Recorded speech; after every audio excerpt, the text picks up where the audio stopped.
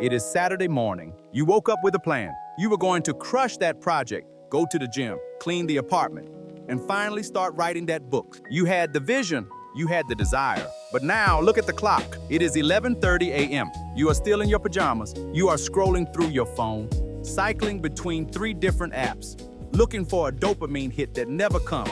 You feel a physical weight in your chest, a mixture of guilt, anxiety, and a heavy, suffocating lethargy. You tell yourself you are just resting. You tell yourself you are gathering the energy to start. But deep down, you know the truth. You are paralyzed. You are stuck in the waiting room of your own life, watching the hours bleed away, terrified of the effort it takes to simply stand up. You call this laziness?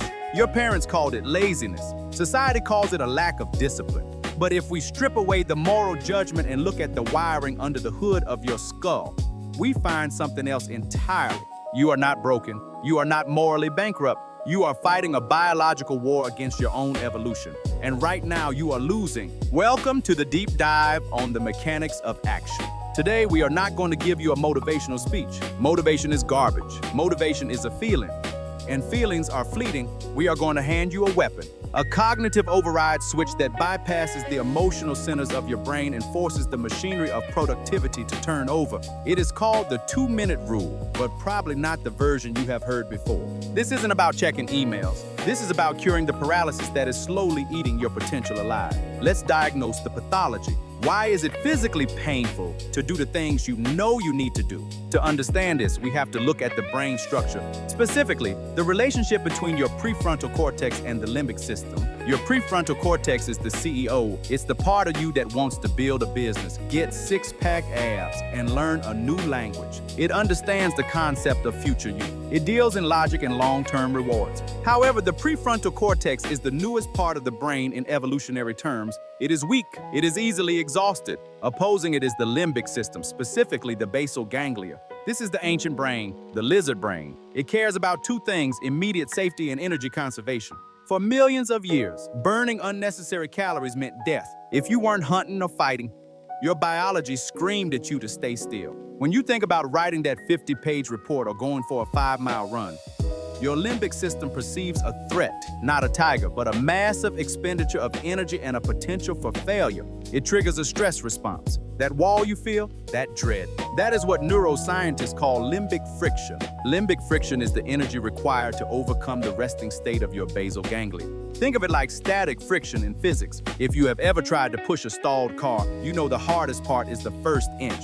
Getting the wheels to roll from a dead stop requires a massive spike of force. Once the car is rolling, keeping it moving takes a fraction of that effort. Most people spend their entire lives staring at the stalled car, intimidated by the weight, waiting to feel strong enough to push it. They wait for inspiration. They wait for the perfect mood, but the mood never comes because the limbic system is designed to keep the car parked. This is where the concept of activation energy comes in. In chemistry, a reaction won't happen unless a certain energy threshold is met. You can have a pile of wood and a tank of gasoline, but without a spark, you just have a fire hazard. You need that initial spike of heat to start the chain reaction. Your problem is that you are trying to generate the activation energy for the entire task. You are thinking about the 2-hour workout. You are thinking about the 4-year degree. You are thinking about the complete reorganization of your garage. The basal ganglia looks at that mountain of work and slams the emergency brakes. It is too much friction. The neural cost is too high. So you retreat to cheap dopamine, TikTok, Instagram, video games. These activities have 0 activation energy and provide immediate, unearned rewards. You are not lazy, you are just taking the path of least neural resistance. This is where the 2-minute rule enters as a neurological biohack. The standard advice, popularized by David Allen in Getting Things Done, says that if a task takes less than 2 minutes, do it now. That is fine for housekeeping, but it is useless for deep work. We are adapting this rule for the heavy lifting. Here is the protocol. Scale the task down until it is so stupidly easy that your limbic system cannot object. You do not set out to run 3 miles. Your goal is to put on your running shoes and step outside. That is it. That is the entire task. You do not set out to write a chapter. Your goal is to open the laptop and write 1 sentence. You do not set out to study for the exam. Your goal is to open the textbook to page 100. This sounds trivial. You might be rolling your eyes, thinking, I know I have to do the rest of the work. So this is just a lie. It is not a lie. It is a Trojan horse. The physics of productivity is governed by Newton's first law. An object at rest stays at rest.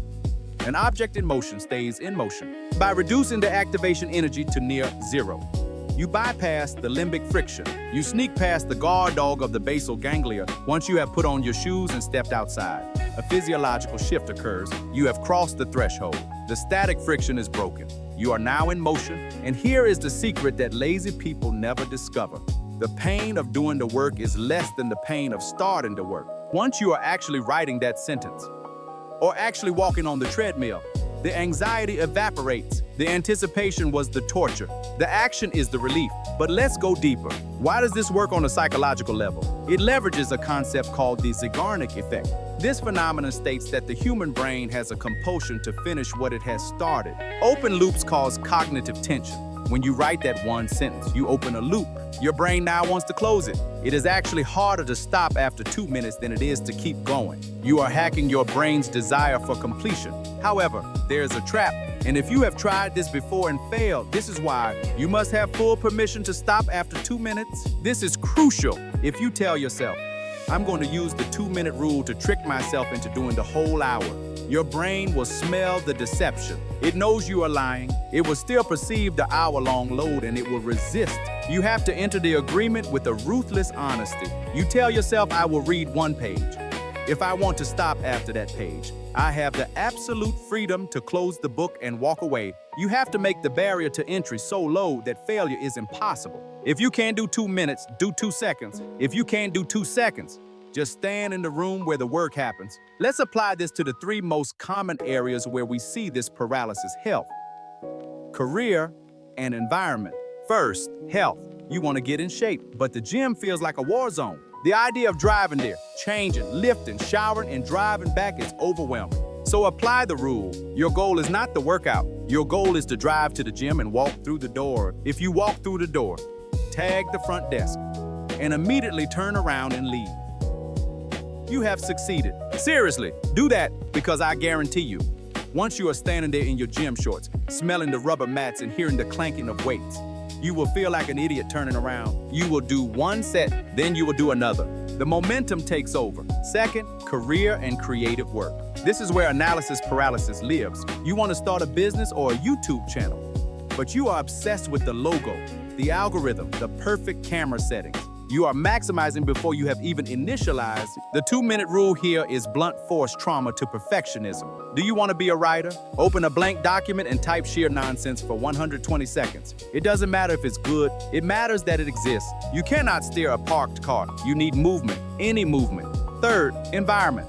Your apartment is a mess. It looks like a depression nest. The dishes are piled up. It feels impossible to clean. Do not clean the kitchen. Just wash 1 fork. Just pick up 1 sock. By shrinking the scope, you remove the dread. Usually, washing the fork leads to washing the plate, which leads to wiping the counter. But even if it doesn't, a clean fork is better than nothing. Now, let's talk about the dark playground. This is a term from Tim Urban. It's that place you go when you are procrastinating. You aren't actually enjoying your leisure time. When you are watching Netflix instead of working, you are not relaxing. You are low-level panicking. The guilt is always there, humming in the background. The 2-minute rule is your exit ticket from the dark playground. It allows you to reclaim your leisure time, because once you put in those 2 minutes, which usually turns into 20 or 60, you earn your rest. Real rest. Rest without guilt. But we need to address the elephant in the room, the philosophical reason you are stuck. You believe that you need to be a different person to achieve your goals. You look at high achievers and think they have some genetic gift of willpower that you lack. You think they like the pain? They don't. Everyone hates the cold water. Everyone hates the blank page. The difference is that they don't negotiate with themselves. When the alarm goes off, you start a negotiation. Do I feel like it? Am I too tired? Maybe I'll do it later. As soon as you open the floor for debate, you lose. The basal ganglia is the better debater than you. It has millions of years of evolutionary arguments about conserving energy. The 2-minute rule ends the negotiation. It's a binary command. Condition, it is time to work. Action, execute the first 120 seconds. End of discussion. You need to understand that identity follows action. You don't convince yourself you are a runner and then start running. You run. And then your brain looks at the evidence and concludes, I guess I am a runner. Every time you execute the 2-minute rule, you are casting a vote for the person you want to become. Every time you delay, You are casting a vote for the person you are right now. And right now, that person is unhappy. Let's look at the compounding effect of this. If you use this trigger to read just 10 pages a day, that is 12 books a year. If you use this trick to write 200 words a day, that is a novel in a year. If you use this trick to do 10 push-ups a day, you are physically transforming. The tragedy of your life is not that you lack the talent. It is that you are suffocating your talent under a mountain of someday. Someday is a disease. Someday is a lie you tell yourself to feel better about your inaction. There is no someday, there is only right now. The Roman Emperor Marcus Aurelius wrote to himself in his journals, asking why he should complain about doing the work of a human being. He asked himself if he was made to huddle under the blankets and keep warm. He knew that the comfort of the bed was the death of the soul. You know this too? That is why you are miserable when you procrastinate. The pain of discipline weighs ounces. The pain of regret weighs tons. So here is the challenge. The next time you feel that resistance, that, I don't want to do this feeling, recognize it. Don't engage with it. Don't fight it. Just acknowledge it as limbic friction. It is just a chemical reaction in your brain trying to save you calories for a famine that isn't coming. Then shrink the world down, forget the finish line. Forget the accolades, forget the result. Focus entirely on the first domino. What is the absolute smallest step you can take in the next 120 seconds? Can you put on your shoes? Can you open the document? Can you pick up the phone? Do it. Do it with the intent of stopping. But do it because here's the truth that you are afraid to face. You are running out of time. You think you have forever to become the person you want to be. You don't. Your life is a burning wick. Every second you spend in paralysis is ash that falls to the floor, never to be recovered. Stop waiting for the lightning bolt of motivation. Stop waiting to feel ready. You will never feel ready. You are biologically wired to never feel ready for discomfort. Be a professional. Professionals take action regardless of how they feel. Amateurs wait for inspiration. Be the professional of your own life. The screen goes black in a few seconds. The video will end, and then you will have a choice. You can click on the next video. You can get another hit of passive dopamine. You can stay in the passenger seat, or you can put the phone down. You can look at that thing you have been avoiding for weeks, and you can give it 2 minutes. Just 2 minutes. That is the price of your freedom. The clock is ticking. Start